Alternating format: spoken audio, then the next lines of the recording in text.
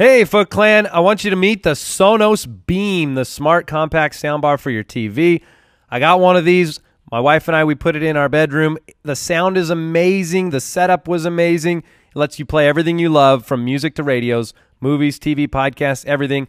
Fills the room with sound, and it's so easy. You've got to check it out, and they even have an up-and-running service that will get an expert to come and set it up for you for free. We love it. Check it out.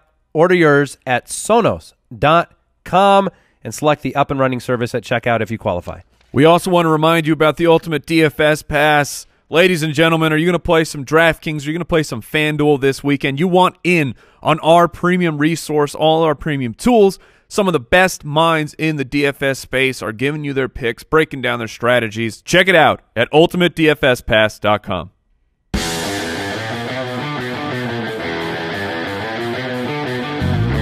Welcome to the Fantasy Footballers Podcast, coming to you from Draft.com Studios with your hosts, Andy Holloway, Jason Moore, and Mike Wright. Oh, it's time to talk Week 2. Welcome into the Fantasy Footballers Podcast. I am Andy Holloway. Joined as always by Mike, the fantasy hitman Wright. I'm over here. And Jason Moore. Oh, hey, guys. Welcome in. It's going to be a great show. What are you guys doing here? I didn't see you there. Oh, man. We gather together each and every day to talk fantasy football, to get you primed and ready to win and make your friends sad. Yeah. And that's what it's all about. And learning about zebras. We all learned something yesterday. We did. And Jason, I think, learned the most. Yeah, I didn't retain hardly any of it, though, which is par for the course. So what did you learn, though? Do you remember that? I learned that zebras are angry animals. You don't ride them. That you're not allowed to ride because they won't allow it. They don't permit it. Yeah, they say. And that's really a lesson in life. If something doesn't want you to ride it, you don't ride it. That's a solid, that's right? solid and lesson. that's why I tell Jason every week, get off my back. Yeah. I'm tired of carrying you. Oh. The more you know. Welcome in. Fantasy forecast on the show today. We'll preview, I believe, we'll get to 6-7 of the matchups for Week 2. We'll get to our starts of the week for week number 2. And Jason's boom boom kicker as well. We'll get into the rest it's a doozy. We'll get into the rest of the matchups tomorrow. Follow us on Twitter at the FF Ballers. Subscribe on YouTube, youtube.com/thefantasyfootballers. Click the bell, and you'll be notified when Mike goes live every Sunday morning with Sunday Live. It's great. It's an opportunity for last-minute news, analysis, start-sit advice. Mike hops on the live stream and gives you last-minute advice. Yeah, I love it because I get to connect directly with the listeners of the show and talk through process where a bajillion start-sit questions are coming to us every single day. And even if I answer that question on Twitter with a one-word answer, there's no context to how I'm thinking about doing it. So that's what I love about Sunday morning is I'll get those start-sit questions and I'll say, this is why I would play this player, or this is why I would play that player. Yeah, and the rubber meets the road on Sunday morning. You got to put them in the lineup. You don't get to say, oh, I'm going to just wait for more news. It's time. You'll be making decisions right there. Quick question of the day, guys. This one comes in from Aaron in Chicago. Hey, guys, love the show. I am new to trading players. How do you determine what a reasonable trade is, a reasonable trade offer, or whether I should accept? I don't want to be the person who is wasting other people's times with ridiculous trades. So what advice do you have for Aaron in Chicago? So step number one is you ask yourself, does this trade actually make the other team better?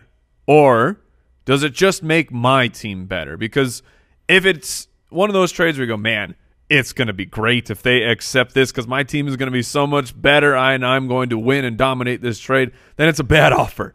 It's not going to happen. We all have the delusions of grandeur. That when we send the trade offer of, ooh, Josh Gordon just blew up. I'm going to trade him for Antonio Brown right now. It's going to be fantastic. It's not going to happen. The way I look at a trade is when I'm putting it together, I'm taking all parties into account, and then right before I send that trade offer, I'm a little bit hesitant. I'm a little bit nervous to send this offer because I believe they will accept it, and that way I know we're both winning, but I still believe that I'm helping my team more than I am hurting it by losing a player.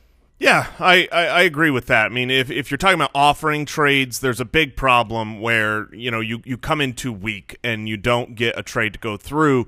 If you're being offered the trade, it's much more simple. You simply look at your roster and say, does this improve my starters and does it wreck my depth? And generally speaking, this is a broad, not universal rule. But when there is a 2-for-1 trade where you're trading 2 players for 1 better player, the better player is usually the side you want. Yes. And things that aren't taken into account are, in those situations, the team getting the 2 players has to drop someone. The team getting the 1 better player gets to pick someone up in addition off the waivers. And I'm going to throw this out there. These 2 gentlemen don't know, but I've been against this for a long, long time philosophically, and yesterday I came to the conclusion that it's a tool that I think people want, that people need, that people could utilize. And I don't know when, but we are going to develop a trade. What are you doing? Tool. Look, if I put it out here in the podcast, then we have to do it. I believe we should have. What are you doing to us? A trade tool on our website to help us maximize value, or at least be able to see, what's a good trade, what's a bad trade. I don't know how long it's going to be. Coming in 2022. Yes, but it's not. Yeah, I think we can get there. Yeah. Okay. I think you can learn how to code. I'm working on it in right the next now. few years. All right, let's get into the news. News and notes from around the league. Rex Burkhead is in the concussion protocol, but was spotted in pads on Wednesday doing individual drills.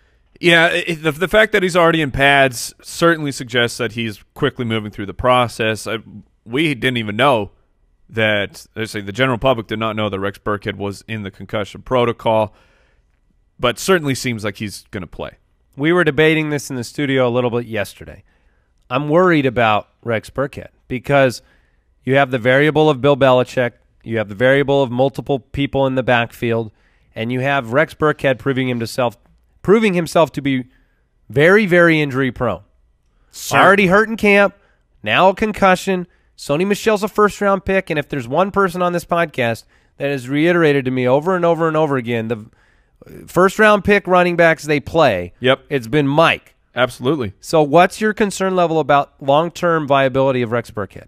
It's wherever it was entering the season, which is I still believe in Rex Burkhead long-term.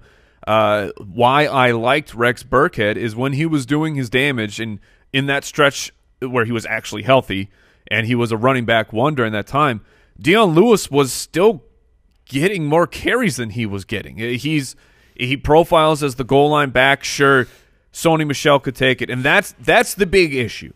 Do they move to Sony Michel at the goal line? Because then Rex Burkhead takes a massive hit. Jeremy Hill is out for the season with a torn ACL. He was kind of the X factor of will he take the short yardage or the goal line roll away from Rex Burkhead. But Rex Burkhead is still an excellent pass catcher. He is the most well-rounded running back on the team. A lot of hype about how integral they view him. Yeah.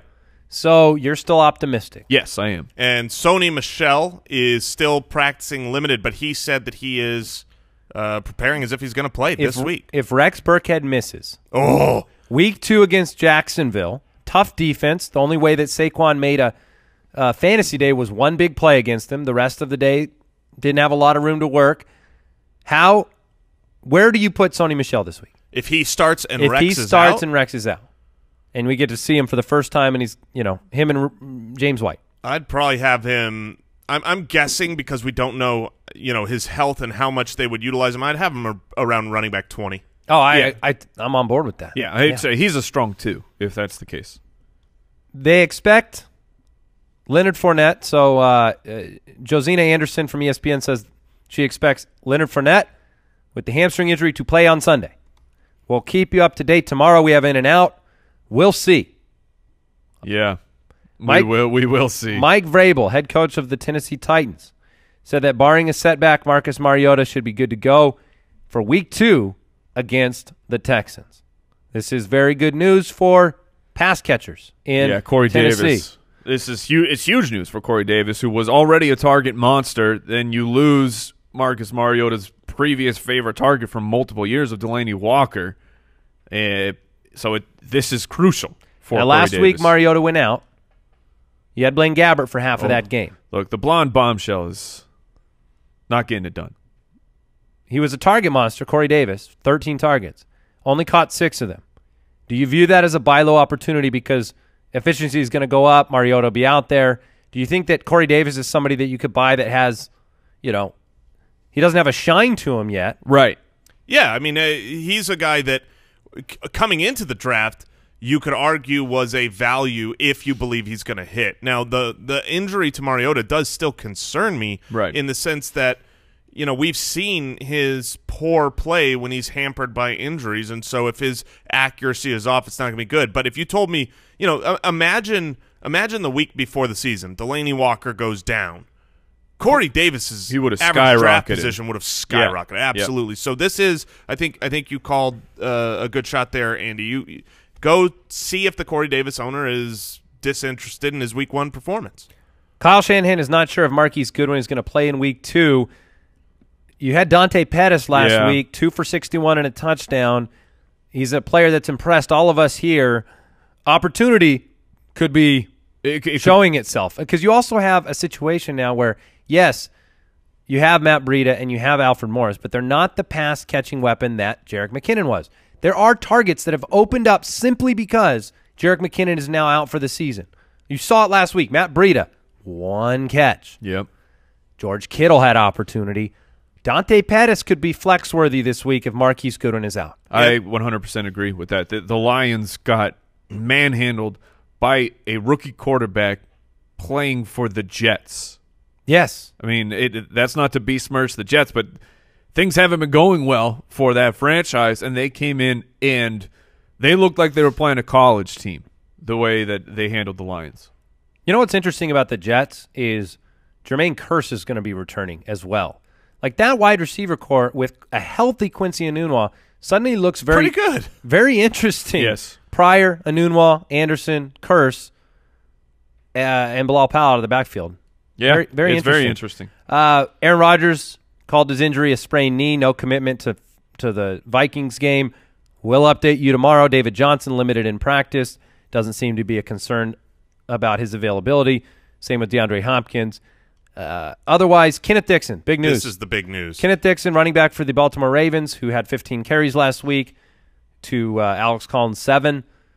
He's been placed on the injured reserve. Alex Collins is a target to me. Very similar. If Kenneth Dixon had gone on the IR 1 week earlier prior to the start of the NFL season, I would have been all in on Alex Collins because now his role is secure. If he fumbles or if he's not getting it done, that wafer thin loyalty to him is kind of just, it has to be there now. Thin wafer. Thin wafer.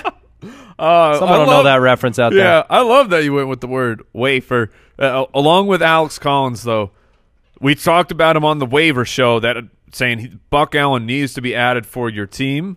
Starting to look even better. If you said, I'm going to pass for now on Buck Allen, if he's still on your waiver wire, you need to add him. I have waiver regrets. Of not grabbing Buck Allen? I'm spending too much on No, I understand I spent a lot on Kittle. That was a team decision. I mean, you went Beverly Hills. I know. I feel like I almost did our listeners a disservice with my expenditures there. But that should illustrate the fact that every league is different. What you're trying to do in every league is different. And that's why we can't just tell you go spend $20. Right. If you're in a league where you – look, for the record, the second team bid 40. On Kittle. So yes. I don't get Kittle if I don't bid 44. It was a high spin. Well, you could have done 41. That is true, Mike. Thank you. Or 42. I don't want to talk to you anymore. Here's the thing. I bought Phillip Lindsay in that league, and I regret not buying Buck Allen. For cheaper? Yeah, because later in the day you find out, that Kenneth you didn't have that information. No, at the I time, didn't. though. But I also, after it happened, I'm going, man, should I have gone Buck Allen? And then that got pushed a little further. Right. So a reminder, look, it's Thursday. We'll be, the Thursday night game is tonight. Make sure that you take your Thursday night players out of your flex spot and put them in a dedicated roster spot. This gives you flexibility for all the injuries that we'll be talking about. So if you have a guy, let's say you are committed to playing. You're playing Alex Collins. Yeah, you're playing Alex Collins. He should be in your running back spot tonight, not your flex. Even Buck Allen is a better example because the thing is if he is the worst on your roster, that doesn't mean he has to be in the flex. If he's gonna play score tonight, fewer points. Put him in the running back position so that should that other running back or whatever position you're moving him to get injured between now and Sunday, you have more flexibility in that flex position. I made this mistake. I started Devonta Freeman in the flex spot last week. Yeah, week 1 it's real easy to do it. Yeah, and listeners were like, "Wait, I thought you were always telling us I was like, "Thank you. That's a good reminder. Get your Thursday night players out of the flex and into the position." Sesame Street. Everybody makes mistakes. Yeah, everybody makes mistakes. That's one of their mottos? It's just one of the things I remember learning as a small child from Sesame Street. And it served me well, Mike. It's proven very true in my life. All right. Without further ado, let's get into these matchups. Fantasy Forecast. All right, excited to talk about Week 2 matchups. It's just nice to have 1 week in the books to see what teams are doing. Let's talk about the Panthers traveling to Atlanta to take on the Falcons. Falcons are 6-point favorites at home in this game. The Panthers are 1-0. The Falcons are 0-1. Let's talk about the upside for the Carolina offense in this matchup. The Panthers did not show us a lot on offense last week. They were at home against Dallas. It was a low-scoring affair. What are your thoughts on this Panthers offense, and who benefits the most from Greg Olsen missing? From Greg Olsen missing, I think the primary beneficiary is Christian McCaffrey. He should be the lead here. I mean, Christian McCaffrey would be all 3 of our starts of the week if he wasn't obvious and everyone is starting Christian McCaffrey. We don't usually talk about the primary guys, but with the injuries to the Atlanta Falcons, their 2 best linebackers, their 2 best defenders are done for the season. Yeah, and one linebacker, one safety. And they were already a team that really struggled to pass catching running backs. So Christian McCaffrey, despite the offensive line concerns for the Panthers, fire him up with extreme confidence. With Greg Olsen last year, McCaffrey averaged 5.7 targets, 3.9 catches, 36.7 yards, and 0.14 touchdowns per game. Without Greg Olsen, those numbers jumped up to 8 targets a game, 6 catches a game, 44 yards a game, and 0.44 touchdowns per game. It was a massive leap with no Greg Olsen on the field. Not to mention they already, you have the evolution of a young rookie. Yeah. The other massive upgrade was Devin Funchess. If you take a look at the 17 games, one from this year and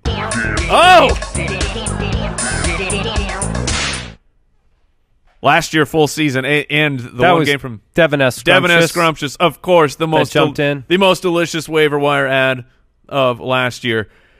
He jumps up nearly 5 PPR points a game when Greg Olsen is out of the lineup. So he's the replacement of the big target. I mean, when you want to fire a ball, you're Cam Newton, you want to fire a rocket into a tight window and you're just looking for a big body and Greg Olsen isn't there, it's Funchess. And if you look at the snap percentages and the utilization and targets from week 1 and in preseason, the fears that I know I had, I thought DJ Moore was going to come in and right off the bat take over the number 1 wide receiver role. It is not happening that quick.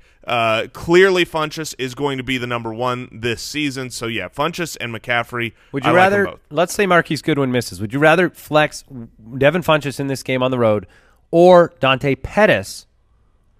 Between those two. Sure, that's a great question. I I'd probably go the Funchess. I do as well. I would too. I think it's a much more safer play, but Pettis he's got a ceiling. He's got this the week. eyebrow factor. Yes, but I would still play Funchess. All right, Atlanta. This should be interesting. Matt Ryan struggled in week 1. Julio Jones had 19 targets in week 1. You don't have questions about starting Julio Jones. You do wonder about the health and utilization of Devonta Freeman. Jason, you have him in League of Record. I saw him on your bench. Yeah, until we get great practice reports, He sat out Wednesday. Exactly. I'm saying, until he's practicing in full, he was hampered a little bit last year with a similar injury, and it affected the play. So, most of the times, I think if for most people, if Freeman is active, you're still going to start him. He's too involved.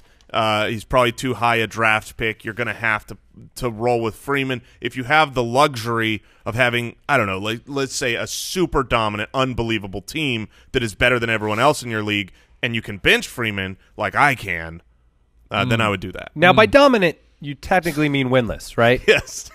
Just to be. I do mean 0-1. It is so hard to troll when you're 0-1, isn't it? It is so hard. Even though you probably have a right to. It makes it very difficult. You got to feel confident in Cam Newton this week, by the way. I mean, Cam Newton right now, we all have him as our 4th-ranked quarterback on the week. The only players that we have ranked ahead of him right now, Big Ben against Kansas City, Drew Brees against Cleveland, and Deshaun Watson. I think the real question in this game that people might have is Matt Ryan. There's no chance. Bench him. No chance I'm starting Matt Ryan. Carolina's defense looked very solid in week 1. It's a hot take, in my opinion, to say bench him. They're 6-point favorites at home. Right. I question it a little bit. I definitely like Matt Ryan next week, but I don't know if I want to. You got better options this week. It's not to say that Matt Ryan can't explode at home. He's got great weapons, but it is to say that there are so many great quarterback Matt Ryan or options. Tyrod Taylor? Tyrod Taylor. Okay. That makes it pretty easy. Exactly, because he's on available. waivers. The interesting thing, Matt Ryan, the next 3 weeks is at home. It's Carolina, New Orleans, Cincinnati, all at home. So we'll see what Matt Ryan's made of for this season. We might see that over the next 3 weeks. Sure. Entirely. Yep. All right, before we get to our next matchup, I want to tell everybody about Pristine Auction. They are the only place to go if you want to get signed authentic signatures on the coolest gear. We've got them all around our studio. What do we got up on the wall? We got AJ Green. We got signed helmets, signed footballs, signed photos. We've even got a signed photo of Hugh Jackson for some horrific reason. I picked that up. If you want to know where we get it from Pristine Auction.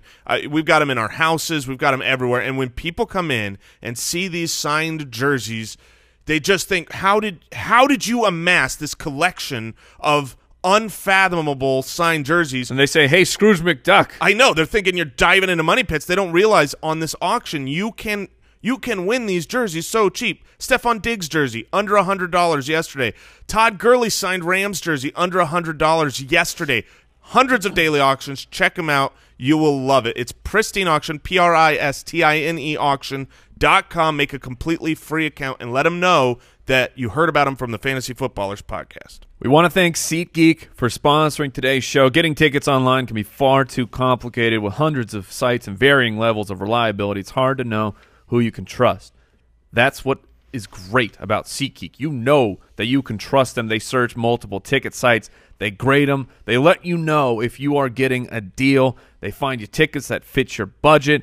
Plus, every purchase on SeatGeek is fully guaranteed, so you can shop for tickets with full 100% confidence every time that you are on SeatGeek, whether you're searching for a last-minute deal, planning a night out, finding a perfect gift. SeatGeek has you covered. All three of us have the app. We have all heavily utilized SeatGeek. I'm going to be taking my boy to his first football game this season, and I don't have to worry about getting a ticket because I know that I can fire up SeatGeek and make it happen. Best of all, our listeners get $20 off their first SeatGeek purchase. Just download the SeatGeek app, enter the promo code Footballers today. That's promo code Footballers. You're going to get $20 off your first SeatGeek purchase. SeatGeek, life's an event. We have the tickets. Everyone makes mistakes. That's what I said earlier, and let's talk about the Bills. I'm glad you said multiple, as in Mistakes. Plural. Yes. Plural mistakes. Look, the Chargers and Bills, they're going to play football this week, and it's going to happen in Buffalo. The Bills are 7.5-point home underdogs. Wow. 43-point over-under, which is not high. They're not expecting Vegas being. Yes. They're not expecting a lot of points coming from the Bills. From the Bills. Yeah, I took the Chargers to cover here. Last week was a disaster. It was Nathan Peterman's fault. Last year was the Nathan Peterman experiment against the Chargers, the 5 interceptions and a half. They're pretty bummed, I've heard. Yeah. They thought Peterman was going to start. Yeah, the Chargers are disappointed. Chargers are pissed at the Ravens. You can start your Phillip Rivers. You're going to start your Melvin Gordon. Yep. By the way, Melvin Gordon, 41 receiving yards per game since week 11 of last season. That is the 5th most in football. I've been telling Jason for years. Look, if Melvin Gordon is a fantasy beast. If a regular running back, flexes one arm with his running ability, and then you flex the other arm with your receiving ability, there's only a few that do the double flex. This is very true. And Melvin's a double flex guy. Yeah. Keenan Allen is an obvious must start. This is the matchup last year that he began his insane run with 12 receptions, 159 yards, and 2 touchdowns. I feel like there's not a Charger I'm not starting. Right? People want to know, though, would you flex Austin Eckler? Would you flex Tyrell Williams? Would you flex Mike Williams? Eckler, no. He got the touchdown, I get it, on the big play, but he played about 26% of the snaps. I'm not trusting a fantasy asset who's getting on the field that little. Right. That's what I was going to say. I'm not flexing Eckler. I am definitely flexing Mike Williams, and I'm okay with Tyrell. What about the fact that this game could become a blowout and Austin Eckler may garbage time it up? That's fair. That's absolutely a fair assertion, but if you're in a pinch, you'd play Lindsey this week over Austin Eckler. Yes, I would. Yeah. Okay. On the Bills side, Josh Allen gets the start. Rookie quarterback. A new hope. A new hope. A much better hope. And that's saying something. Because I know Mike and I have been pretty called that movie Some Hope. We've been we've been anti-Josh Allen. He's a very inaccurate college prospect, but he has an unfathomably powerful arm. Yes. And for fantasy purposes, the reason why I'm anti-Josh Allen as an NFL quarterback prospect, but not as a fantasy quarterback prospect, because he has great rushing ability and will need to with that offensive line. This matchup isn't the best because they've still got one of the best corners in the league. Thankfully, for his sake and the Bills, Joey Bosa is out this coming week, so the pass rush should be only insane instead of murderous. It's not going to be as bad. This week is not going to be as bad for Buffalo in general. It's going to be a better week for LaShawn McCoy. It's going to be a better week for Kelvin Benjamin. Josh Allen, if you're going to make your first start of the year, you'd get to do it at home. The Chargers got eviscerated by Pat Mahomes last week. I'm not expecting a fantasy start-worthy week from Josh Allen. I'm expecting competence. I'm expecting him to be able to – look, he's looked better than advertised for the majority of his snaps in preseason and the regular season this year. He put one right on the numbers last week to Kelvin Benjamin, moved the ball down the field. I'm not saying get excited for fantasy. I'm just saying that the game flow and ability for the offense to move the ball is going to benefit McCoy and Benjamin. Are you willing to take a shot and put Benjamin in your flex this week? I would play Kelvin Benjamin in my flex this week over Dante Pettis, over – yeah, I would. I would not. I would not either. Okay. And the Dante Pettis thing, of course, is subjective. It's subjective to Marquise Goodwin being out. That's how we're talking about Pettis. I want people to understand. But I think Kelvin Benjamin puts up a double-digit fantasy week this week. I do. Okay. And I'm willing to bet. Yeah. All right. Yeah, I'm pointing. Water bet. I know that's not a place that most people want to live. Even with a touchdown, he could struggle to get there. I think we'll see. Yeah. We'll see. Okay, I think that the Chargers are going to score, and this is going to be Josh Allen slinging the ball around. I agree. The Chargers will score. Good. But the Ravens scored a lot too. Yeah. It didn't mean Buffalo did anything. No, but Josh Allen was playing for a part of the game. Sure. All right, the Vikings take on the Packers. I'm excited. Yes. About this interdivisional matchup. We don't have the Vegas line. We don't have the Vegas over-under because they don't know if Aaron Rodgers is going to play yet. That is obviously all the fantasy implications for the Green Bay side of the ball it's pretty heavily dependent on Aaron Rodgers. 100% So reliant on Aaron Rodgers. Let's talk about what we saw from the Vikings offense last week. Kirk Cousins looked good. Stephon Diggs and Adam Thielen looked great. Dalvin Cook was the surprise. Dalvin Cook coming out, and this was not a timeshare.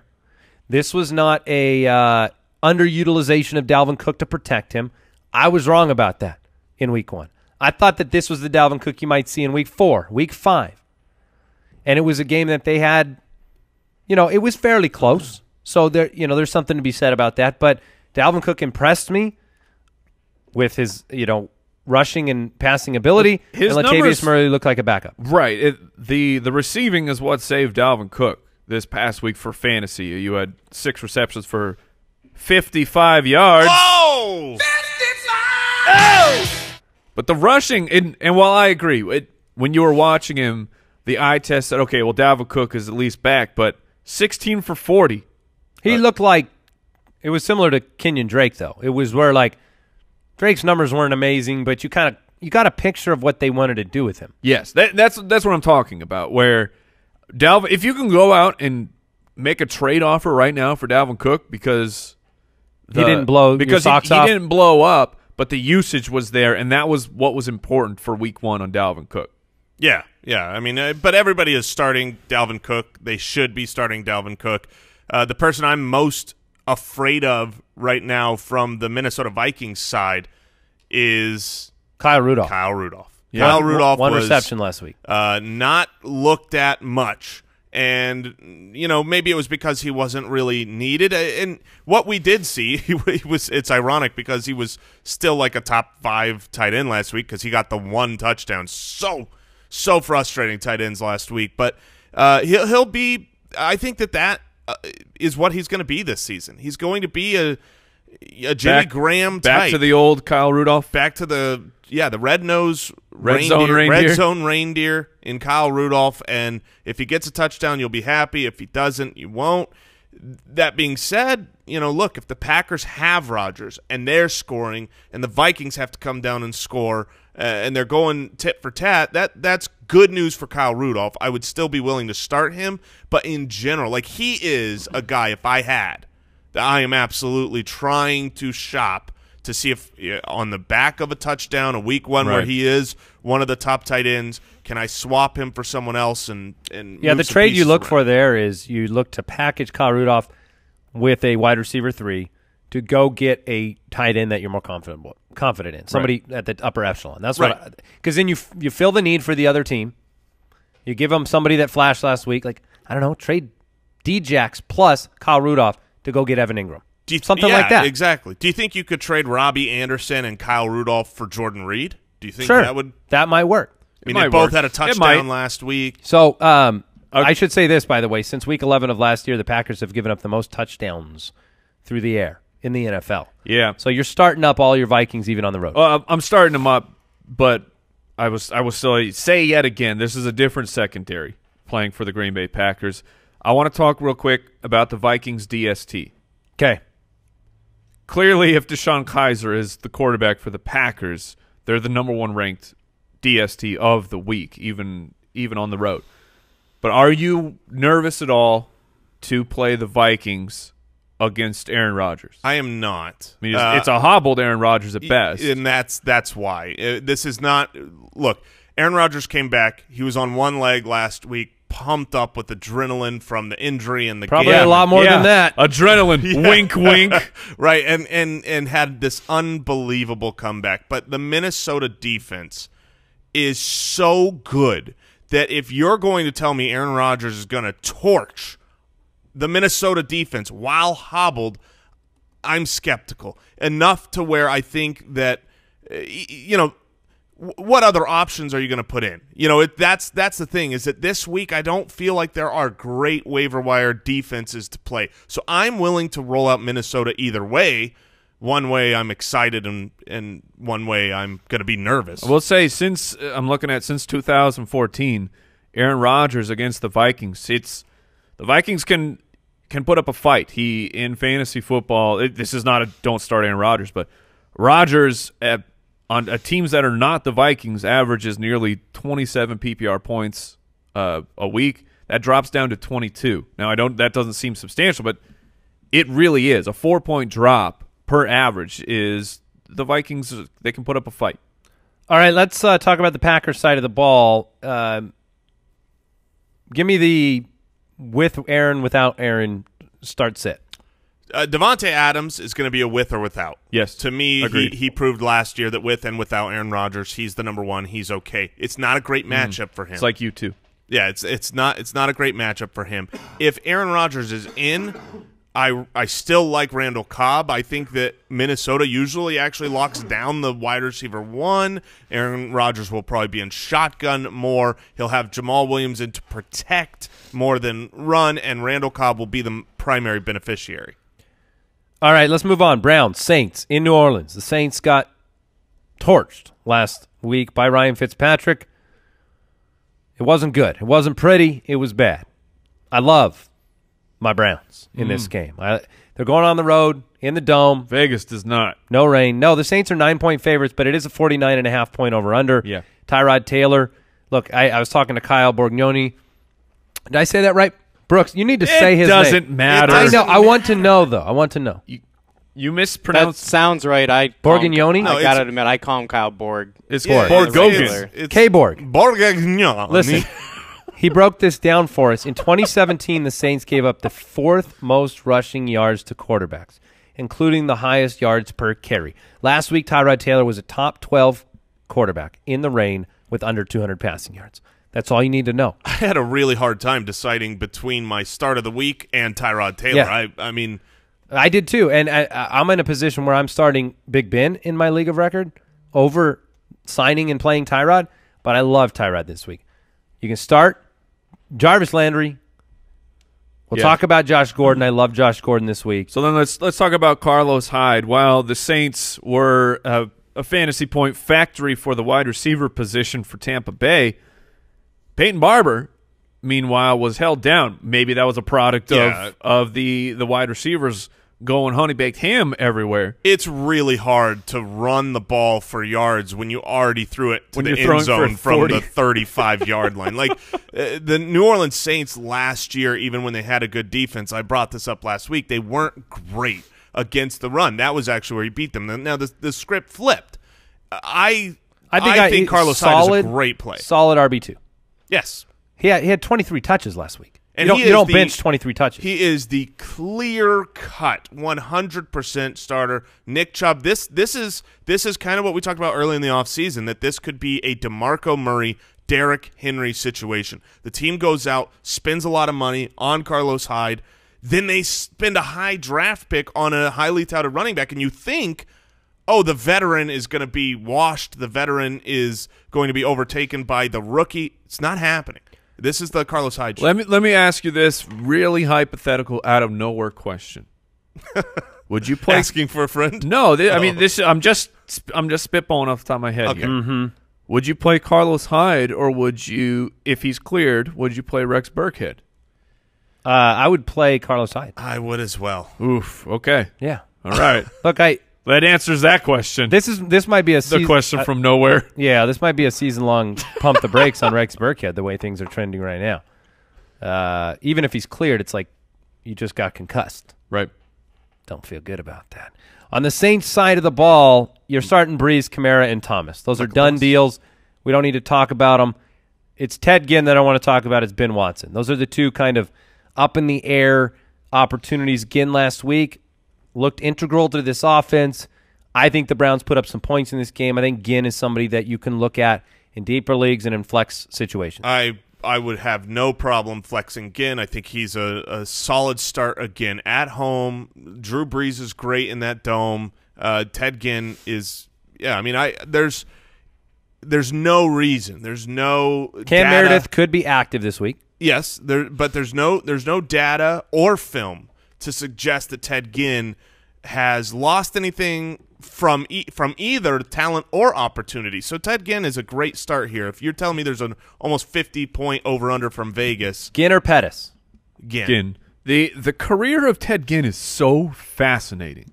Yeah. From first-round bust yes. to mid-career breakout. You realize that He gives Philip Dorsett hope. He was drafted in 2007. Yeah, he's still around. What's crazy is these speedster guys, they don't really lose their speed. Right. Deshaun Jackson, Ted Ginn, similar Still situation. around. Still fast. Good for you, Ted Ginn. All right, we're going to move on. Let's move on to Pittsburgh. The 1-0 Chiefs travel on the road to Pittsburgh to face the 0-1 Steelers. Steelers are 4-point favorites. 0-1. No. Judge, I'm going to need a ruling on that tell one. me that's the right stuff, man. I'm laughing over All here. right. It's the Steelers and Browns song. You fell for that? Oh, yeah. Yes. I'm disappointed, Brooks. I'm shocked that you're not madly in love with that one, Mike. This is a Mike Wright wheelhouse. I kind of agree with Jason on this one. Well, maybe I'm mad because I didn't think of it. The Steelers, 4-point favorites, 52.5-point over-under. And now I'm doing the new kids dance under the desk. The Steelers in Ooh. this game. Big All right. Ben I love the has Chiefs. QB1 potential. He's a start him up. He's a monster this week.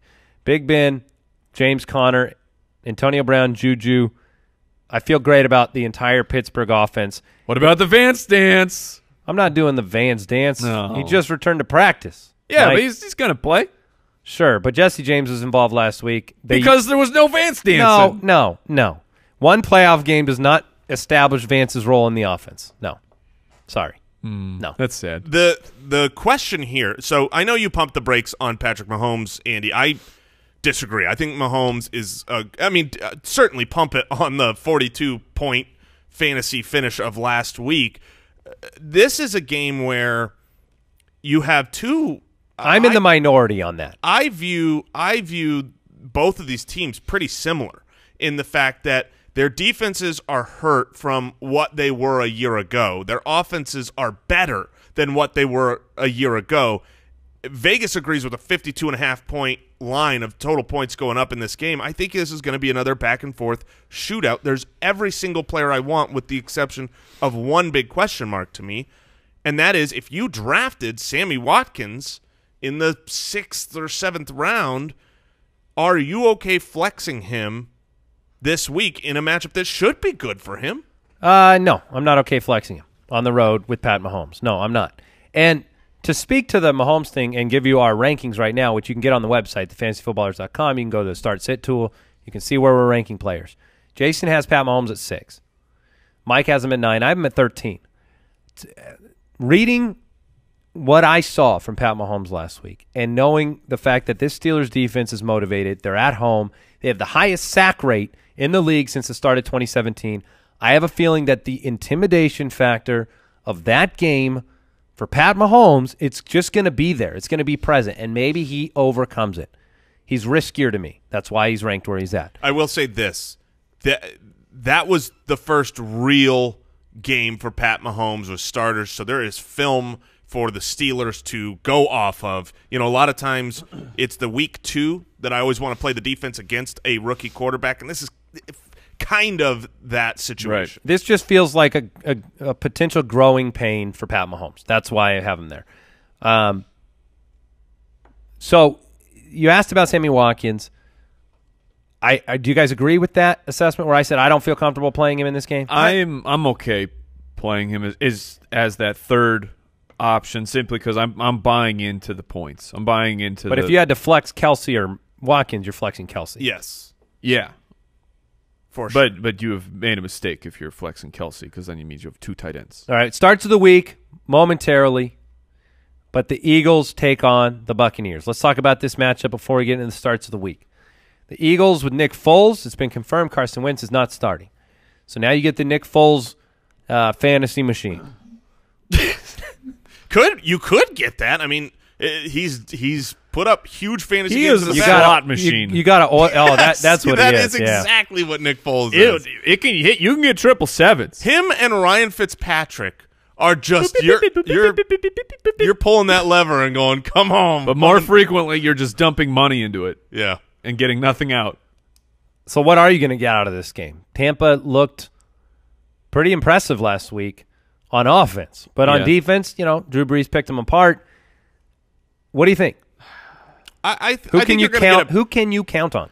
You can count on Nelson Aguilar in full-point leagues because he was the clear-cut target. I also think it's not out of the realm of possibility for Mike Wallace to have a big game. He was open and missed on a couple of deep passes. I think Tampa Bay's defense is nowhere near as good as Atlanta's was at least last week. So this is a much better opportunity for the Eagles to come out and score fantasy points. I think, Nelson Aguilar, Zach Ertz, Mike Wallace, I think I'm actually fine starting them all three this week, which leads me to believe that, I don't know, maybe we'll get at least 2 sevens on that slot machine. Now, Jay Ajayi, Coach Doug Peterson said, speaking to last week, Jay was nursing a little bit of a lower body injury for a couple of weeks. He wanted to make sure that he was good to get him into the game flow. And, of course, then said after the game happened and Jay Ajayi had a monster second half, he said, we're going to use Jay Ajayi more. Are you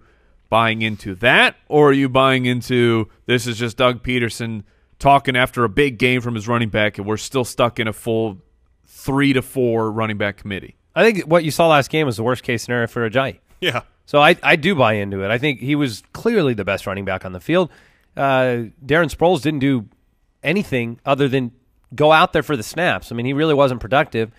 Corey Clement, he's going to spell Jay Ajayi. He might be in there in the red zone. I think Ajayi is he's the safest play on this Eagles offense this week. Yeah, a little insight, peel the curtain back here to the fantasy footballers.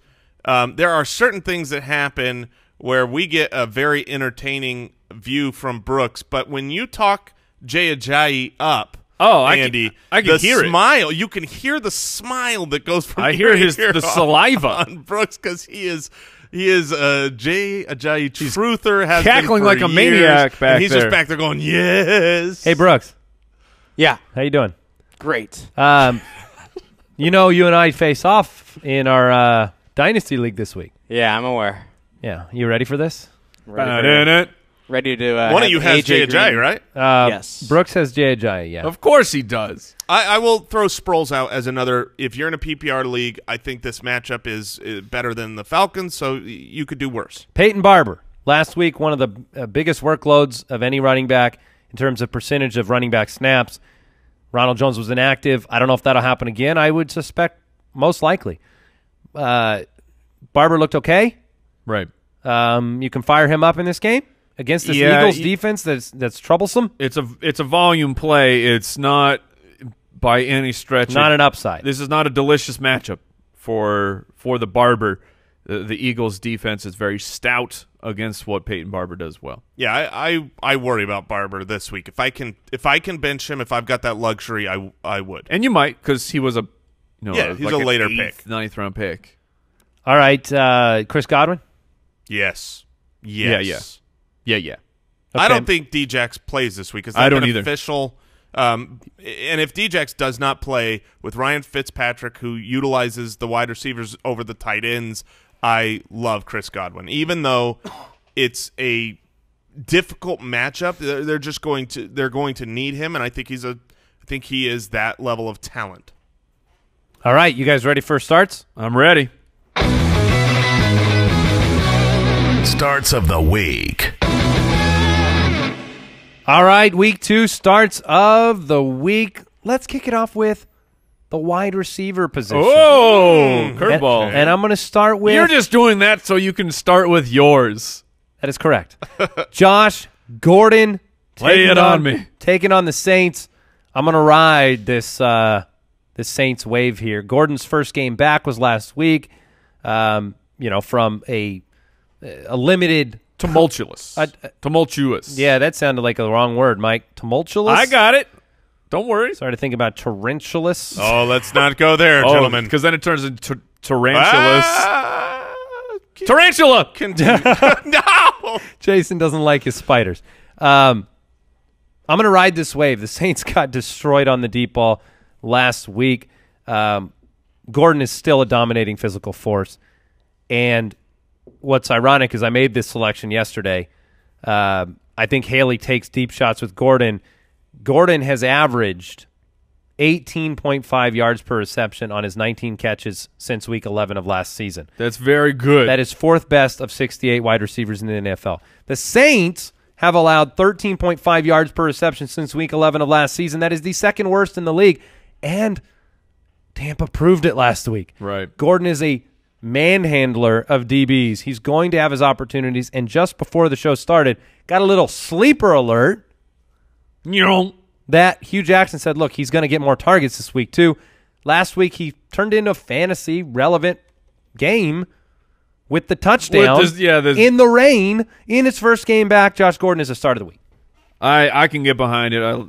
I think now is the time for Josh Gordon, and the Cleveland Browns are going to need him. Hey, Brooks, you know who has Josh Gordon playing against you in Dynasty League? I'm guessing Andy. Yeah, probably. Yeah, it's me. Yeah, probably.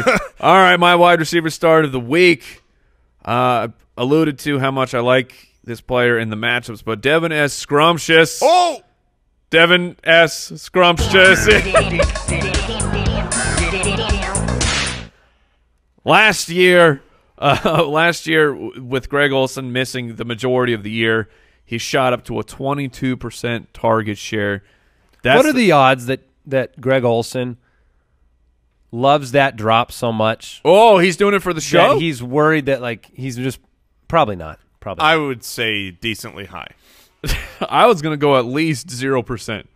That's true. But the matchup doesn't terrify me. He is the go-to wide receiver for Cam Newton, and he still remains that in my opinion. So if right now we're on Thursday, if you can go steal Devin Funchess for cheap and you need a wide receiver 3, because I was not like many fantasy players, I was not interested in Devin Funchess coming into draft season because his numbers were going to regress.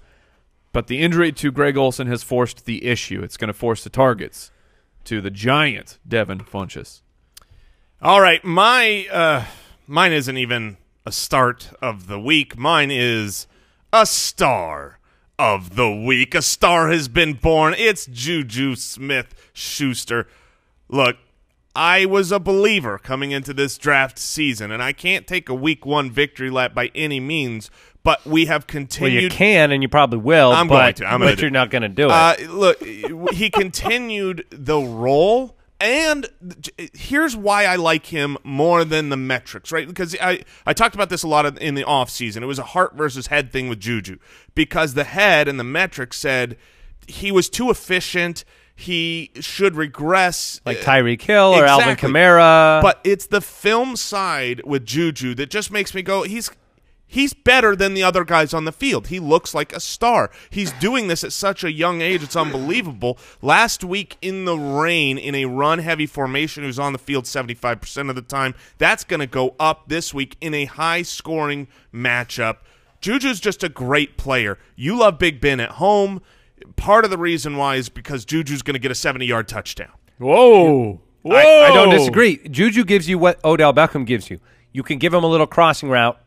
You can give him a little underneath route, and he can turn the edge and turn it into a 70-yard touchdown, and that leads right into the quarterback start of the week. Big Ben against Kansas City.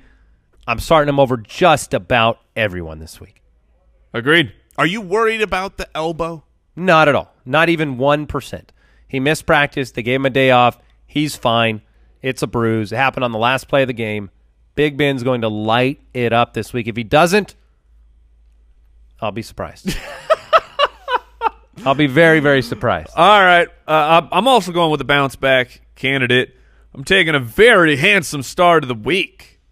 Wasn't so handsome last week. No, but we were expecting that on the road against the Minnesota Vikings. But this is perfect. This is the perfect situation. More of a man in the iron mask situation last week. Yeah, we had to.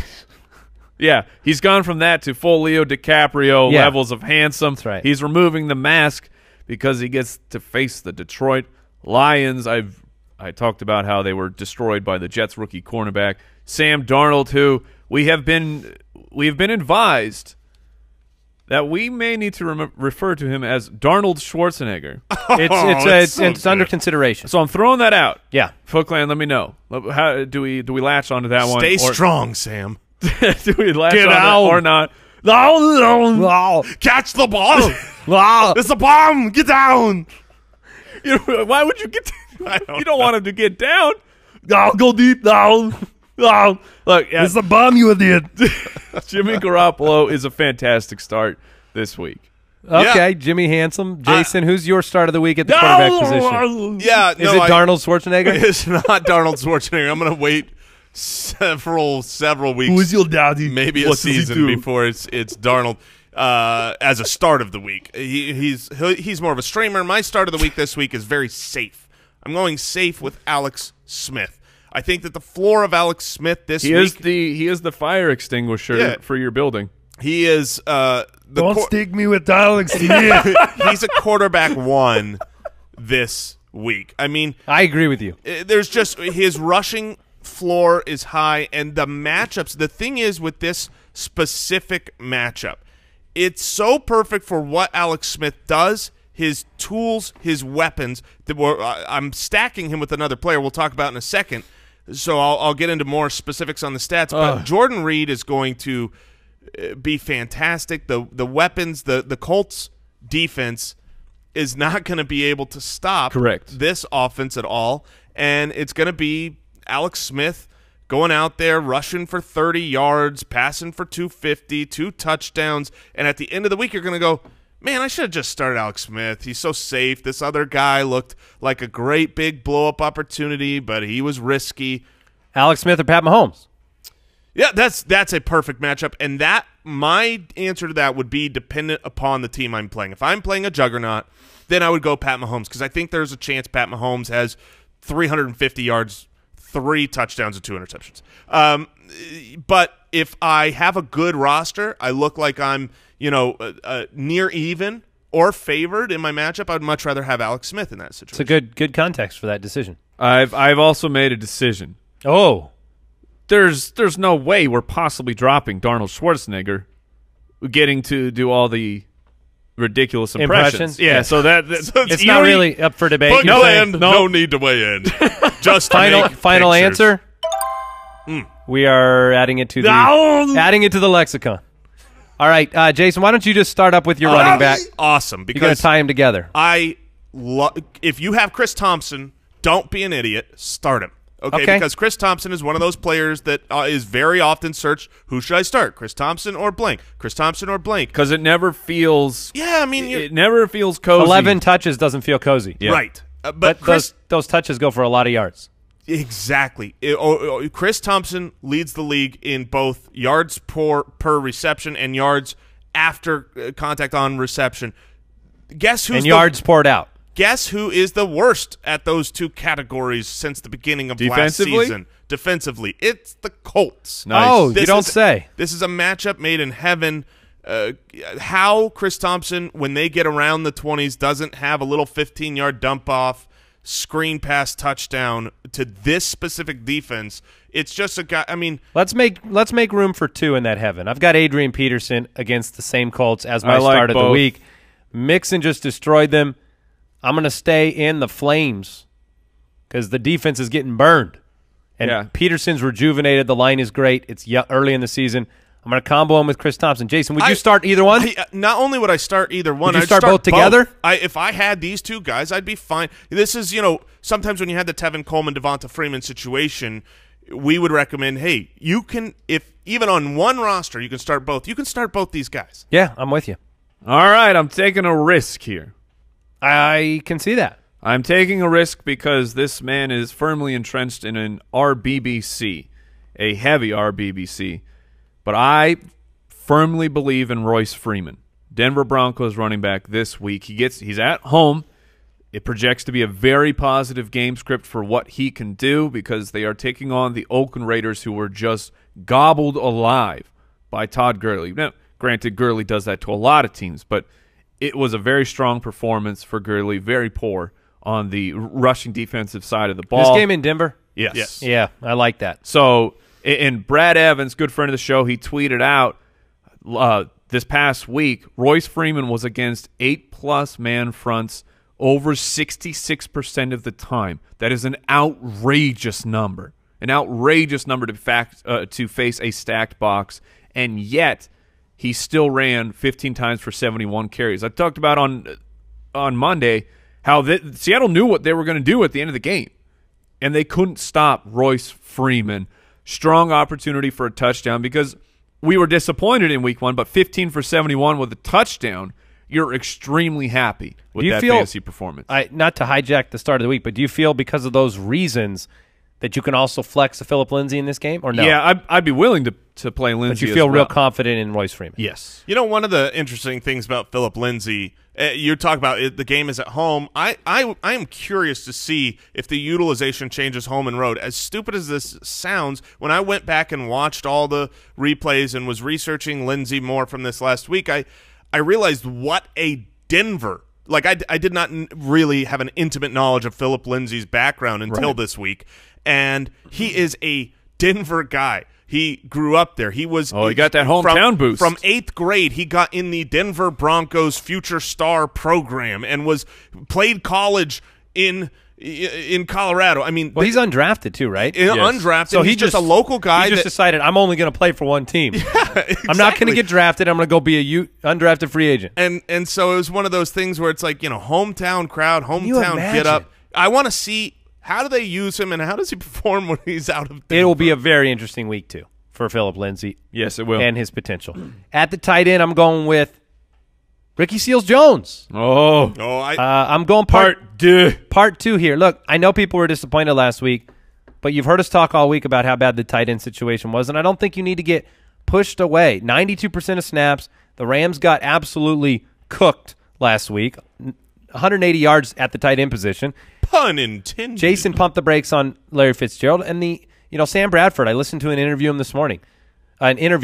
him this morning, and he was talking about his inaccuracy last week, and it was all built around the fact that he said, "Look, you're inaccurate when you don't know where to go with the ball," and he didn't know where to go with the ball all the time. There's a lack of confidence in his receiving core. Chad Williams, Christian Kirk, the youngsters. The one person that you saw him have a rapport with in preseason was Ricky Seals-Jones. And the opportunity for them – look, this is a 12.5-point game. You might be throwing the ball from the second quarter on. Yeah. I think there's just a volume – like even the dump-off game in the second half of the season or in the second half of the game, I think Ricky Seals-Jones is a guaranteed tight end 4 through 6 this week. Ooh. I do. That's hot. So start of the week. That's fire. There you go. All right. I'm coming with 2. Oh, no. I'm coming with a rhyme. Rhyming pair, because I felt like if they rhyme, you can have 2. That's the rule. Well, and I want to give a real actionable start of the week. And this is a player that some people have, and they want confidence in him, and that is Jack Doyle. Baby hands? Baby hands. I still have confidence in Jack Doyle, especially if you're talking the Doyle-Ebron split. He was out there far more, running way more routes than Eric Ebron. I know Ebron got the touchdown because the defender completely fell asleep, but he was still 10 targets this past weekend, 7 for 60. It could have been more, except for his little bitty baby hands where he fumbled on the possible game-winning drive. They're just so small. They are. I mean, this is the problem. They're like baby Josh's. Yeah, little bitty baby hands. But I actually like him. The matchup is great. Taking on Washington, the reason we liked RSJ last week is Washington is porous against the tight end position. But I wanted to call my shot here. I'm bringing this stack. Doyle and Boyle. Wow. Because I'm just calling the shot on Nick Boyle, tight end for the Baltimore Ravens. The Bengals just gave up over 100 yards. Tonight's game. Yeah, to Jack Doyle and company.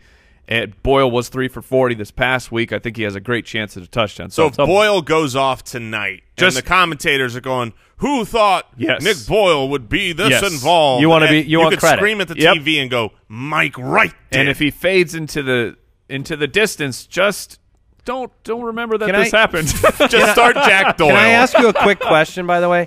Is it better to have the Boyles or the Beasles? Ooh. I would rather have Beasles than Boyles. If you have Boyles all over your body, they're bigger, right? Yeah, Boyles have to be bigger. They have to be popped. Just think about the player. Oh man, you have to pop a Boyle. Beasles are tiny. Boyles are big. Just to be clear, just to be absolutely perfectly clear. Yeah. You think Boyle might pop tonight? Yes. Okay, Jason, finish up our starts of the week. Look, I'm going with George Kittle. And it's going to be gross if he does. We all saw. Yeah, the Kittle. Get down. Get down. This one's got the Kittle's pox from. Oh goodness. Yeah, I mean we're I'm going to need so a ruling diseasy. from the judge on that one. No, just move on. All right, George Kittle was everybody's favorite waiver wire pickup this week for good Certainly reason. mine. Yes, certainly yours, for good reason. His involvement down the field, the routes that he was running. Not every route is created equal. You can have 10 targets and have a ton of routes and be Ryan Grant where you're basically not going down the field, or you can be George Kittle, which were Gronkian level routes super far down the field. He missed a couple catches that he should have had. The matchup is great. Second most yards after the catch for tight ends this year. That's what I love. He's a yak man. Well, he's not a yak. He's also an air yards man, which is fantastic. He's a beast. Yes. I mean, he was drafted to be this. He's on an offense at home now that should do well. If Goodwin is out, it only bodes heavier in the favor of needing to target Kittle. So I think anybody that picked up George Kittle this week, and maybe they picked him up as a stash because they thought he was good enough, but they've got a good tight end, I think you can start Kittle.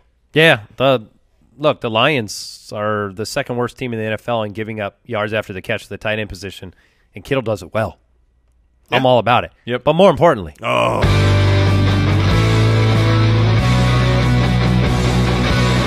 Jason Moore's ironclad, locked and loaded, 100% guaranteed boom boom kicker of the week. Look, last week's boom boom was a kick in the nuts.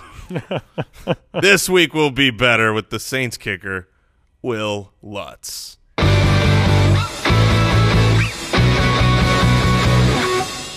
Your parents must be so proud. They're so proud of me. They're like, look, that's my boy. We want to remind you as we close out today's episode, we will hit the rest of the matchups tomorrow, and we'll have all the injury news, notes, information. We want to also thank Sonos once again for sponsoring the show. We want you to meet the Sonos Beam, the compact smart soundbar for your TV. I talked about it to start the show.